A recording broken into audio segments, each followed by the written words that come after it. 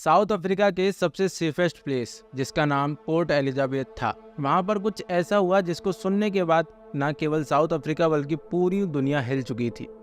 उस रात ऐसा क्या हुआ, कैसे हुआ और किसने किया, ये जानेंगे हम आज इस वीडियो में। तो चलिए शुरू से शुरू करते हैं। 22 सितंबर 1967 एलिसन बोथा का जन्म पोर्ट एलिजाबेथ में हुआ। जब एलिसन 10 साल की हुई तो उसके मम्मी पापा का डिवोर्स हो चुका था और एलिसन अपनी मम्मी और अपने भाई के साथ मोस्टली टाइम स्पेंड करती थी। एलिसन पढ़ाई में काफ़ी ज़्यादा अच्छी थी। उसने अपने साथी बच्चों के साथ नॉर्मली अपने स्कूल लाइफ को एंजॉय किया और कॉलेज लाइफ को एंजॉय किया। कॉलेज में वो एक हेड गर्ल भी थी। जब उसने अपनी पढ़ाई ख़त्म करी तो उसने उसके बाद काफ़ी ज़्यादा ट्रैवल किया और उसको बहुत ज़्यादा पसंद था घूमना। तो जैसे ही उसने अपना ट्रैवलिंग ख़त्म की उसके बाद उसने एक जॉब ज्वाइन करी जो कि एक इंश्योरेंस ब्रोकर की जॉब थी।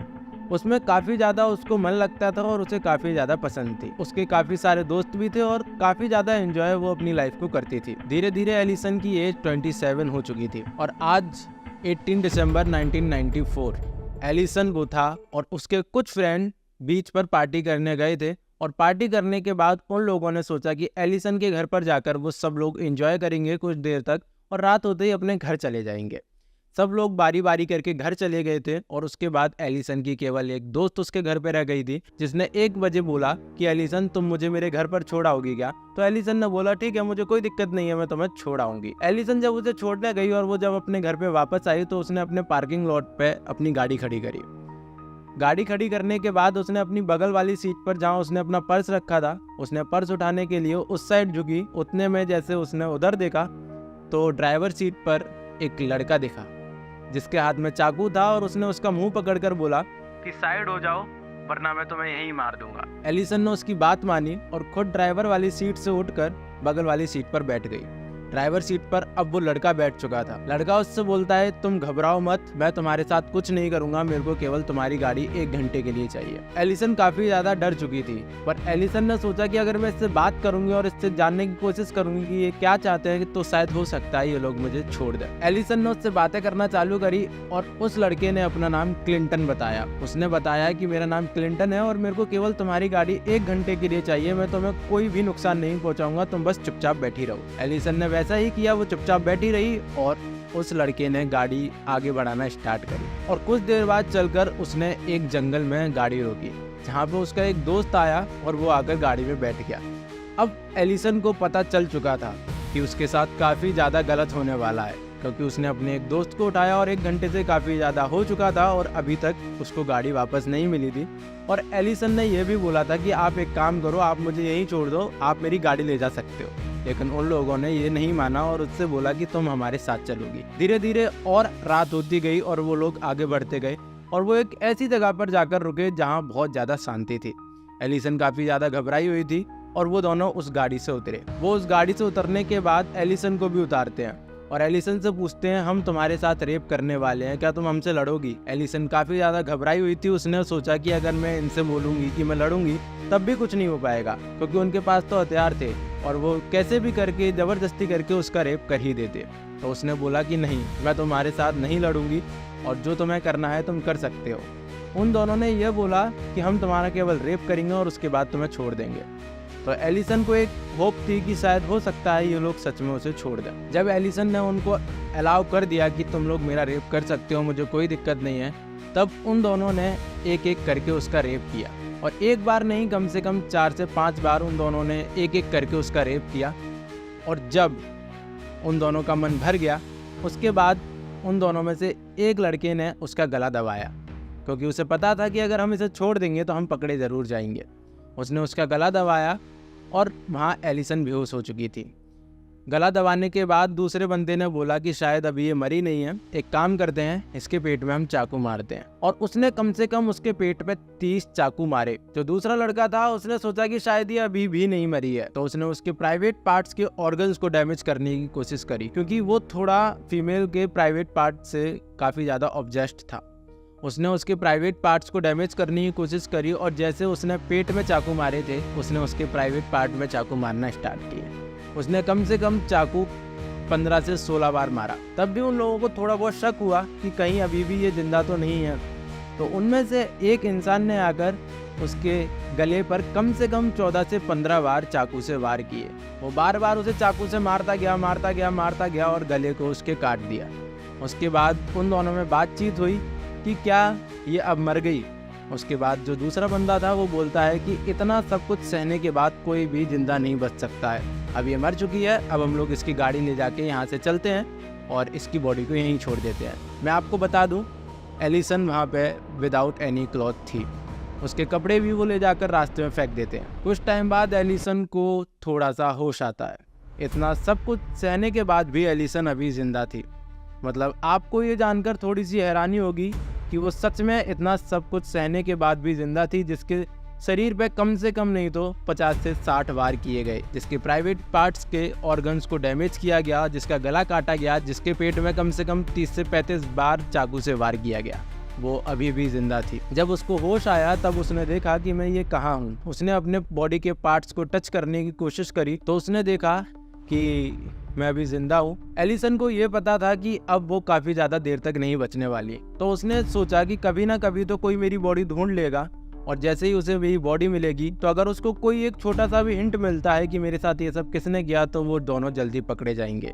इसलिए उसने सोचा कि वो अपनी उंगली से उन दोनों का नाम उस मिट्टी पर लिखने लगे, जिससे कि उन दोनों का नाम लोगों को पता चल जाए कि वो आखिर कौन थे। उसने जैसे ही मिट्टी पर उन दोनों का नाम लिखना स्टार्ट किया तो उसने उन दोनों का नाम तो नहीं बट लव यू मॉम लिखा था। काफ़ी ज़्यादा टाइम बीत जाने के बाद उसको महसूस हुआ कि शायद वो अभी बच सकती है, क्योंकि उसको एक दो हेडलाइट्स दिखाई दी थी जो कि ट्रक और बसेज और कार की थी। तो उसने सोचा अगर मैं उसी रास्ते पर जाती हूँ तो कहीं ना कहीं मुझे कोई एक कार वाला मिल जाएगा जो मेरी मदद कर सकता है और वो मुझे हॉस्पिटल लेके जा सकता है। तो उसने थोड़ा बहुत हिम्मत की कि मैं आगे जाने की कोशिश करती हूँ और हाईवे पे किसी से मदद मांगती हूँ। उसने जैसे ही चलने की कोशिश करी तो उसने देखा कि वो बहुत ज़्यादा कमज़ोर पड़ चुकी है। वो उठ नहीं पा रही थी क्योंकि उसके पेट में काफ़ी ज़्यादा वार हुए थे, गर्दन में भी काफ़ी ज़्यादा वार हुए थे। वो केवल अपने शरीर को महसूस कर रही थी अपने हाथों से। जैसे ही वो चलना स्टार्ट हुई वो रगड़ रगड़ के अपने आप को चल रही थी और मिट्टी में बिल्कुल सरक के वो आगे बढ़ रही थी। उसको पता चला कि ऐसे वो नहीं पहुंच पाएगी तो उसने खड़े होने का ट्राई किया। वो जैसे तैसे पेड़ का सहारा लेकर खड़ी हुई तो आप यकीन नहीं मानोगे कि उसका सर पीछे की साइड गिरने लगा, क्योंकि उसका सर केवल 2 या 3 नसों के बल टिका हुआ था। उसका पूरा सर कट चुका था और पीछे उसका सर लटका हुआ था। वो अपने आप को जब ऐसे देखती है तब भी वो हिम्मत नहीं हारी और उसने अपना एक हाथ पीछे से सर को पकड़कर आगे लेकर रखा जिससे कि उसका सर पीछे ना गिरे। और उसके बाद जब वो धीरे धीरे चलना स्टार्ट करती है तो उसको पता चलता है कि उसके पेट में से उसकी आंतें, उसके सारे पार्ट्स बाहर आने लग रहे हैं और वो उसको देखकर भी नहीं घबराती और वो अपने एक दूसरे हाथ से वो सारे अपने पेट में अंदर कर धीरे धीरे एक हाथ से अपना सर पकड़कर चलती जाती है। सोचो किसी को अपने बॉडी पार्ट्स दिख रहे हैं, किसी की गर्दन पूरी कट चुकी है और पीछे लटकी हुई है, तब भी वो इतनी हिम्मत कर आगे बढ़ रही है कि मेरे को कहीं ना कहीं से हेल्प मिल जाए। ऐसा शायद कभी नहीं हो सकता कि किसी को इतनी ज़्यादा बार चाकू से वार किया जाए और वो जिंदा बच जाए। धीरे धीरे एलिसन आगे बढ़ना स्टार्ट हुई और उसने देखा कि उसकी एक जगह पर जैकेट पड़ी थी। तो उसने वो जैकेट पकड़ी और उसी में अपने सारे पेट के ऑर्गन्स को पकड़ के ऐसे करके अपने पेट में अंदर करके वो चलने लगी। एक हाथ से वो अपना सर पकड़ी हुई थी, एक हाथ से उसने अपने पेट के ऑर्गन्स पकड़े हुए थे और वो धीरे धीरे करके वो उस हाईवे की ओर बढ़ती जा रही थी। जैसे तैसे करके वो उस हाईवे तक पहुंच गई। वो उस हाईवे की जो व्हाइट लाइन होती है उस साइड गिर गई, जिससे कि उसको कोई ना कोई नोटिस कर ले और उसके अंदर इतनी हिम्मत नहीं बची थी कि वो अपने हाथ पैर फैला के किसी से मदद मांगे। इसलिए उसने डिसाइड किया कि केवल मैं उस व्हाइट लेन के पास गिर जाती हूँ, कोई ना कोई आकर तो मुझे देख लेगा और मेरी मदद कर ही देगा। पर काफी ज्यादा टाइम बीत जाने के बाद किसी ने उसकी मदद नहीं करी। सब आते जा रहे थे, निकलते जा रहे थे, आते जा रहे थे और निकलते जा रहे थे। इसी बीच एक गाड़ी आकर रुकी और उसने उसे देखा, पर वो देखने के बाद तुरंत वहां से चला गया। हालांकि उसकी गलती नहीं है, क्योंकि आजकल ऐसे काफी ज्यादा स्कैम हो रहे हैं। जैसे आपको एक कोई बच्चा इसी हालत में मिलेगा रोड पर और जैसे ही आप उसकी मदद करने के लिए उतरोगे वैसे ही उसके काफ़ी सारे आसपास के लोग आकर लूटपाट कर देते हैं। तो यही सोचकर शायद वो भी नहीं रुका होगा, तो हम उसको गलत नहीं बोल सकते। लेकिन कुछ टाइम बीत जाने के बाद एलिसन ने हिम्मत करी और सोचा कि ऐसे तो कोई मेरी हेल्प नहीं करेगा। वो जाकर सीधे रोड के बीच में लेट गई। उस हाईवे के बीच में लेट जाने के बाद उससे यही लगा था कि कोई ना कोई आकर तो या तो मेरे को मार देगा, कोई ना कोई आकर मेरे लिए रुक जाएगा या फिर मुझे हॉस्पिटल तक तो लेकर चला जाएगा। जैसे ही वो वहाँ पर गई, कुछ टाइम बाद एक गाड़ी आकर थोड़ी दूर रुकती है। वो गाड़ी की हेडलाइट जलाकर देखता है कि ये सामने क्या है, और देखता है कि ये सच में कुछ खून में है या फिर कुछ ऐसा ही है, स्कैम वगैरह तो नहीं है। और उस लड़के ने वहाँ जाकर देखा तो उस लड़की को सच में बहुत ज्यादा हेल्प की नीड थी, उसकी हालत बहुत ज्यादा खराब थी।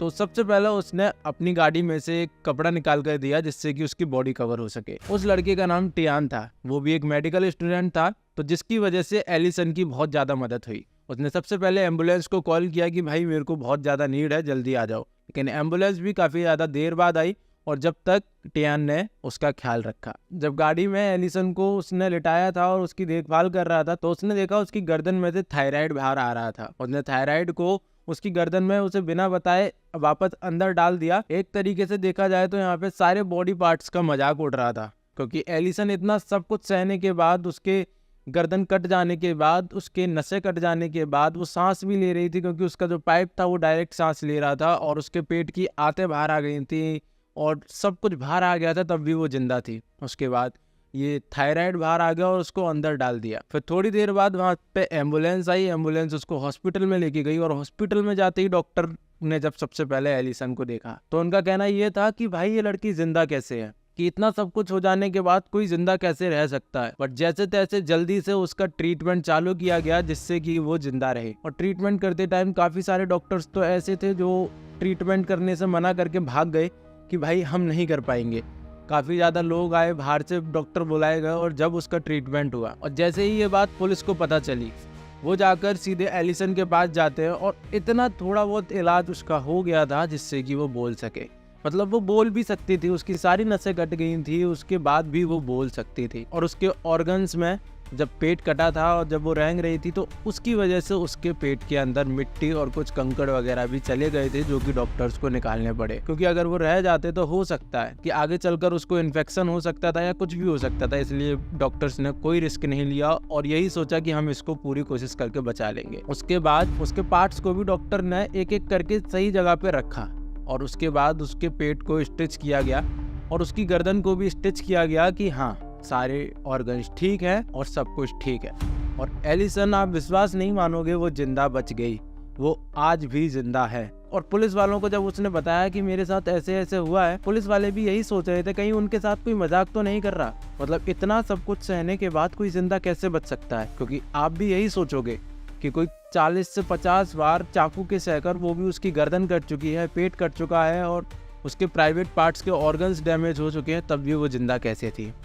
पर हाँ, एलिसन वो था, अभी भी जिंदा है। उसके बाद उसने पुलिस को पहचान कराने में मदद करी कि उसके वो अपराधी कौन थे। जिसने अपना नाम क्लिंटन बताया था और जिसने उसको किडनैप किया था, उसका रियल नाम फ्रांस था, और उसने जो अपने दोस्त को उठाया था उसका नाम थ्योन्स था। और उसके बाद पुलिस वालों ने अपनी फाइल में चेक किया कि ऐसा कोई था जिसने पहले ये क्राइम किया है या नहीं, तो पता चला वो काफ़ी सारे क्राइम ऑलरेडी कर चुके थे और अभी कुछ दिन पहले वो जेल से छूट कर आए थे। मतलब यकीन मानो, वो लोग जेल से छूट कर आए थे और उसके बाद एक और क्राइम किया। उसके बाद उन दोनों को पकड़ा गया और जब उन्हें ये पता चला कि वो जिंदा है तो वो सच में बौखला से गए कि ये जिंदा कैसे बच गई। बट हाँ, उसके बाद उन्होंने कोई भी सफाई नहीं दी और अपना जुर्म कबूल कर लिया, क्योंकि उन्हें पता था कि आसपास के लोग काफ़ी ज़्यादा गुस्सा हैं, मीडिया वाले लोग काफ़ी ज़्यादा गुस्सा है, तो मैं अगर बाहर रहूँगा तो नहीं बच पाऊँगा। कम से कम अगर जेल में रहेंगे तो हम जिंदा रहेंगे। इसलिए उन्होंने अपना गुनाह कबूल करते हुए सब कुछ बता दिया कि हमने ये किया, क्यों किया, कैसे किया। और जब पूछताछ हो रही थी, फ्रेंड्स ने पुलिस वालों से कहा कि अगर एलिसन जिंदा है तो उसको ये रिंग दे देना, जो कि एलिसन की थी। जब वो उसका मर्डर कर रहा था तो वो निकाल कर लेके चले गए थे। उन दोनों को गिल्टी पाया गया और उन दोनों को उम्र कैद की सजा सुनाई गई। और आज हम लोगों के बीच एलिसन बोथा एक मोटिवेशनल स्पीकर बनकर हम सबको प्रेरणा देती हैं और अपनी कहानी सुनाती हैं। उनके ऊपर काफ़ी सारी बुक्स भी बनी, उनको काफ़ी सारे अवार्ड्स भी मिले। पर एक काफ़ी ज़्यादा हैरान कर देने वाली बात, उन दोनों मुजरिमों को 28 साल बाद 2023 में बेल दे दी गई।